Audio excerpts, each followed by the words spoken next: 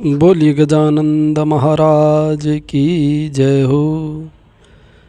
बोलिए सिंदूरी बालाजी महाराज की जय हो। माघ महात्म्य 15वां अध्याय। तीर्थराज प्रयाग की महिमा। सीताराम हनुमान सीताराम हनुमान सीताराम हनुमान सीताराम हनुमान। दत्तात्रेय जी बोले, हे राजन, प्रजापति ब्रह्मा जी ने बड़े बड़े पापों के मिटाने के लिए एवं प्रजा के हित के लिए प्रयागराज तीर्थ की रचना की थी। श्वेत वर्ण गंगा जी तथा श्याम वर्ण यमुना जी की धारा के जल की ओर से इस स्नान की बड़ाई भली प्रकार सुनो। ब्रह्मा जी ने पाप रूपी पशुओं को नष्ट करने के लिए ही गंगा यमुना के बीच पवित्र संगम के गर्भ में से ही सरस्वती जी को स्थापित किया है। जो माघ मास के मकर के सूर्य में स्नान करने वाले हैं को ब्रह्मलोक के रास्ते से सीधे स्वर्ग को जाने का मार्ग है। इस प्रकार इसके गुप्त संगम पर ब्रह्मलोक की रचना की है, जिससे महापापी भी जो माघ मास में गंगा यमुना के संगम में मकर के सूर्य में स्नान करता है वह फिर गर्भ में नहीं आता। विष्णु भगवान की इस बड़ी दुर्गम माया को ब्रह्मा आदि देवता भी नहीं जानते।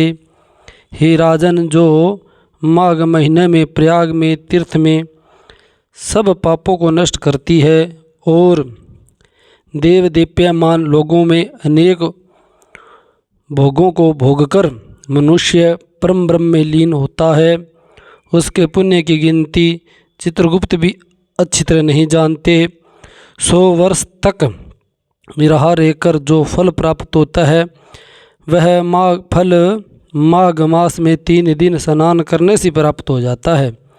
जो फल सूर्य ग्रहण में कुरुक्षेत्र में सहस्त्र भार सोना दान करने से एवं सैकड़ों अश्वमेध तथा 1000 राजस्व यज्ञ के करने से प्राप्त होता है, वही माघ महीने में गंगा यमुना के संगम में त्रिवेणी में प्रतिदिन स्नान करने से अवश्य ही प्राप्त हो जाता है।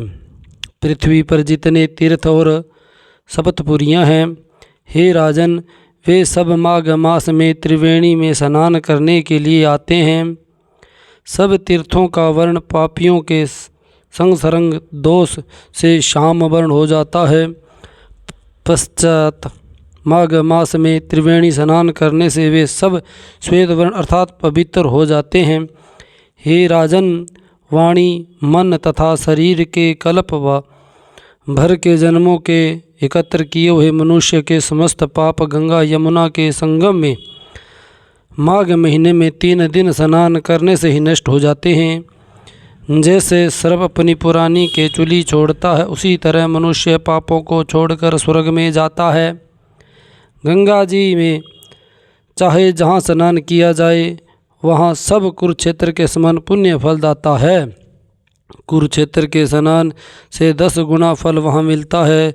जहाँ पर गंगा जी विंध्याचल पर्वत से संगत है, इससे भी 100 गुना फल काशी की उत्तर वाहिनी गंगा जी में, काशी से भी 100 गुना फल गंगा यमुना के संगम में, और इससे भी 1000 गुण फल जहाँ गंगा जी पश्चिम में बहती है वहाँ स्नान करने से प्राप्त होता है।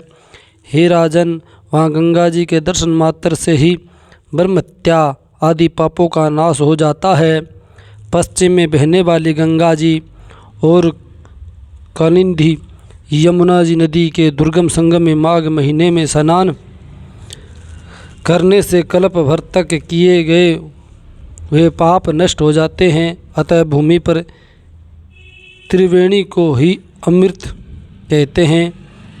माघ महीने में मुहूर्त मात्र की प्राप्ति देवताओं को दुर्लभ है।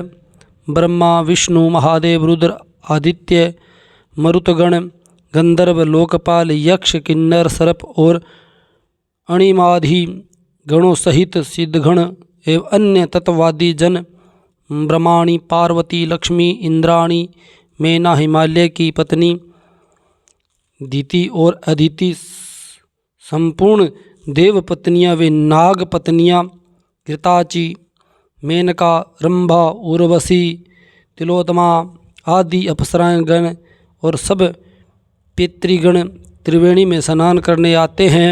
हे राजन, कलयुग में छिपे रूप से और सतयुग में प्रत्यक्ष रूप से संपूर्ण देवता त्रिवेणी में माघ स्नान करने के लिए आते हैं।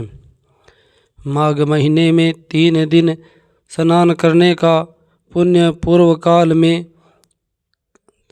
कांचनमाली ने एक राक्षस को दिया था, जिसके प्रभाव से वह भी पाप मुक्त हो गया।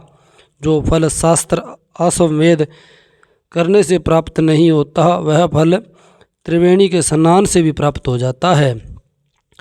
इसमें कोई संदेह नहीं है। जो मनुष्य इस महात्म्य को भक्तिपूर्वक सुनता है वह विष्णु लोक को जाता है। बोलिए विष्णु भगवान की जय हो। सीताराम हनुमान, सीताराम हनुमान, सीताराम हनुमान, सीताराम हनुमान।